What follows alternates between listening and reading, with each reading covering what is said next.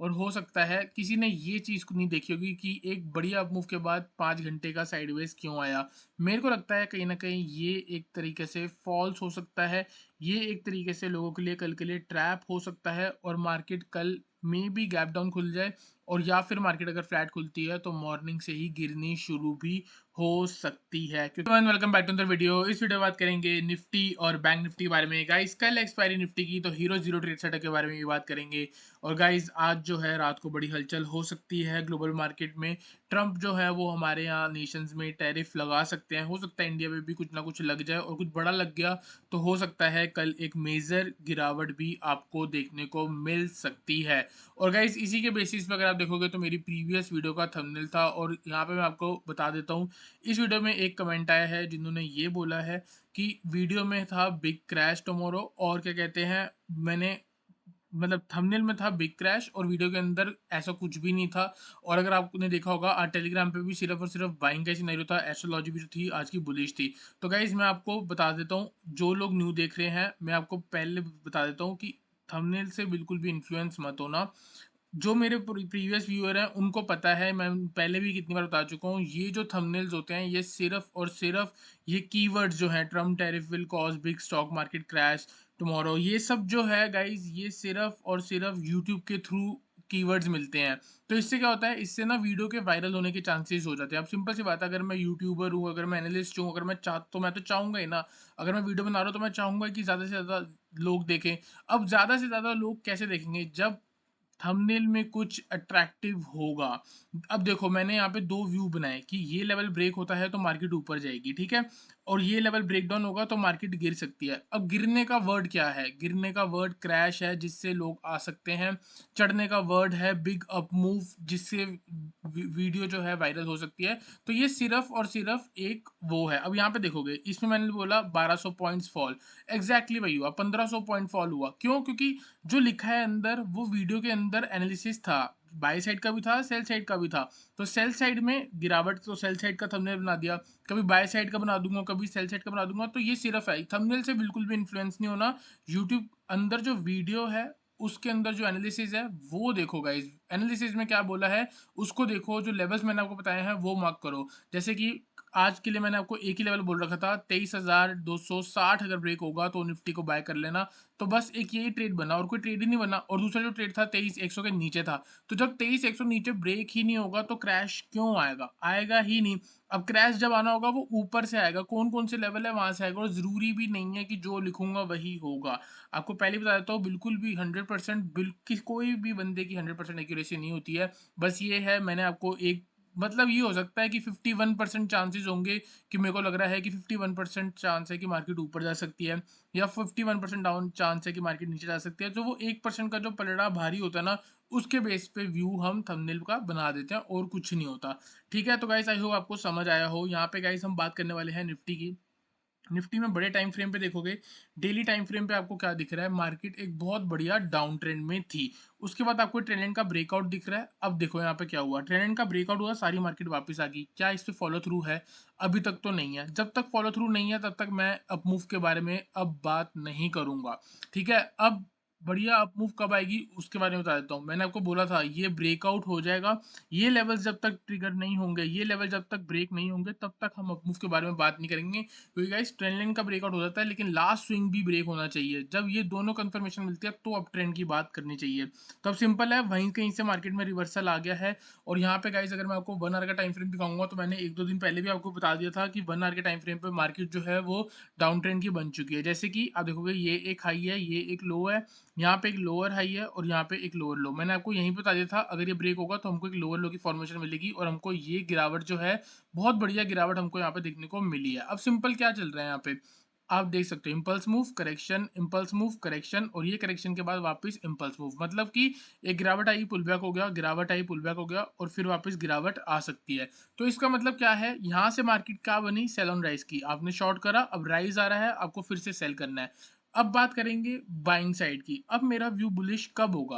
Guys देखो, ये trend line है, लास्ट स्विंग क्या है इसका यहाँ पे 23,650। तो आप ये मान के चल लो, जब तक मार्केट 23,650 के नीचे चल रही है तब तक जो व्यू है ना गाइस, वो अब बियरिश ही रहेगा। क्यों? क्योंकि अब मार्केट यहाँ से ऊपर उठी है, यहाँ से अगर मैं शॉर्ट करता मेरा स्टॉप लॉस ये था। अब मार्केट यहाँ से नीचे अगर आप देखोगे तो 200 पॉइंट ऊपर है। अब मेरे को सिर्फ 300 पॉइंट का स्टॉप लॉस मिल रहा है। अगर बाय चांस कल मार्केट 100 पॉइंट ऊपर उठती है, तो मेरा स्टॉप लॉस सिर्फ 200 पॉइंट का होगा। तो आप खुद सोचो, अगर 200 पॉइंट का स्टॉप लॉस मिल रहा है और नीचे टारगेट कितना मिल रहा है? ये मिल रहा है।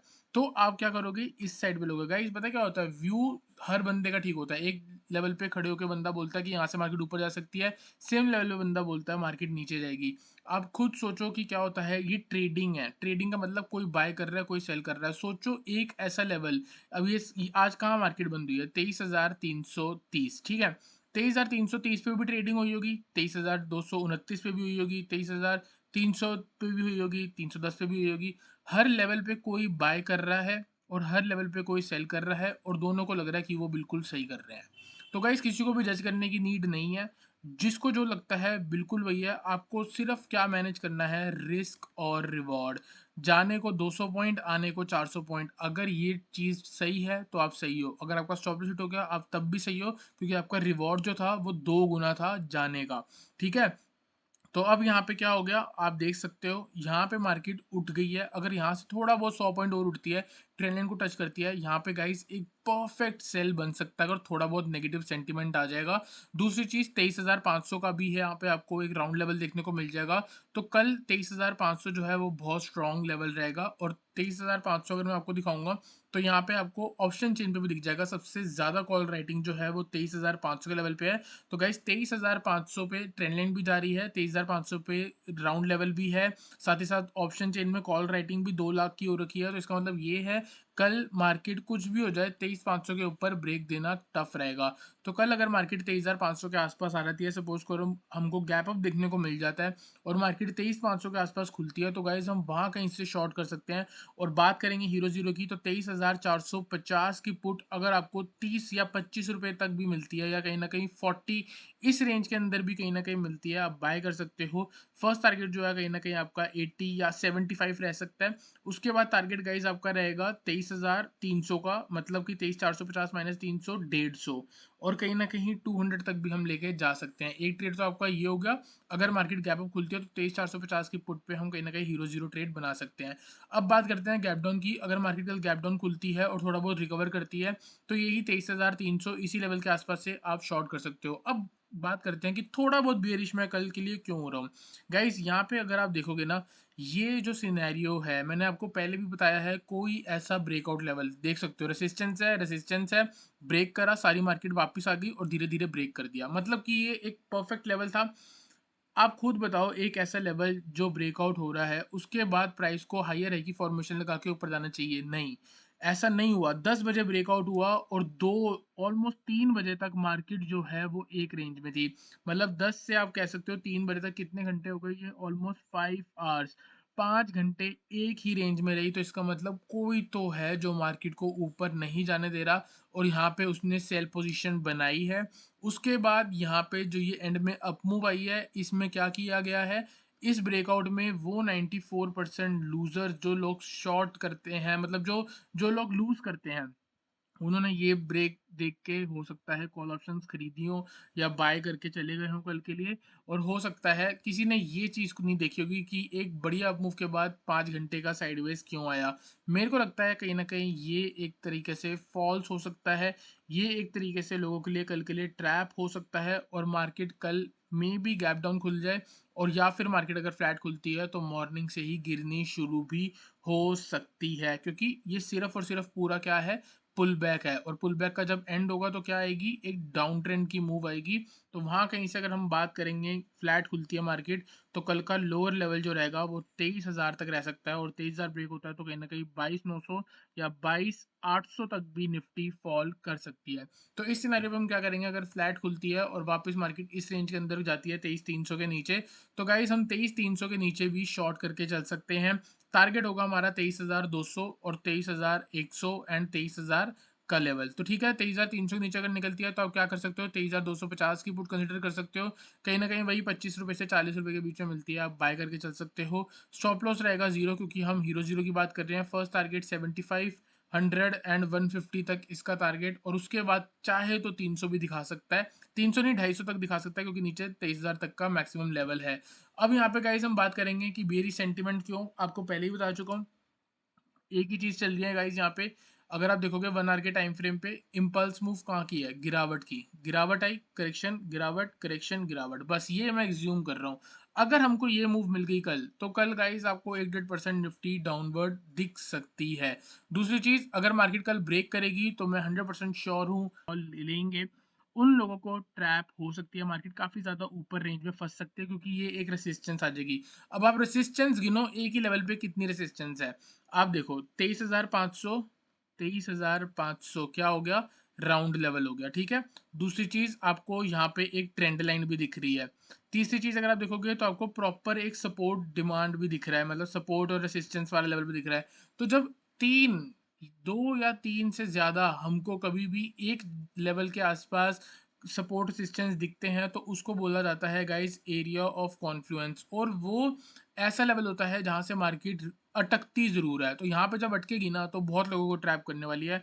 तो बस बच के रहना, देयर आर हाई चांस कल मार्केट गिरावट दे सकती है। थोड़ा बहुत नेगेटिव सेंटीमेंट रहेगा, अगर ब्रेकडाउन देखने को मिलता है तो वहाँ से शॉर्ट किया जाएगा। तो गाइस आई होप आपको निफ्टी का एनालिसिस क्लियर हुआ हो। चलते हैं बैंक निफ्टी पे।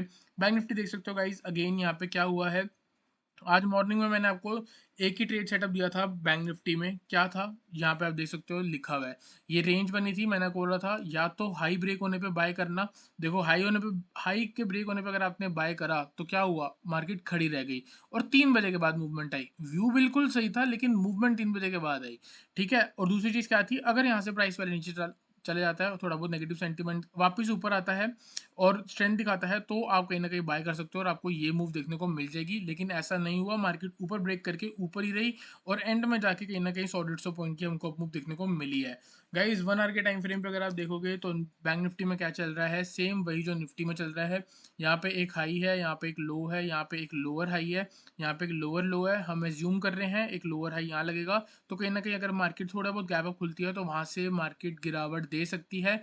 तो 51,500 से लेके 51,800, ये 300 पॉइंट की जो रेंज है ना, अगर यहाँ से कुछ भी लोअर लो की फॉर्मेशन दिखती है, आप शॉर्ट करके चल सकते हो। टारगेट होगा 51,300, 51,100 एंड 51,000। 51,000 अगर ब्रेक हो जाता है, सपोज करो कल मार्केट में फ्लैट खुलती है, फ्लैट खुलने के बाद 51,100 अगर ब्रेक होता है, यहाँ खुलने के बाद सीधा 51,100 ब्रेक होता है, तब शॉर्ट कर सकते हो।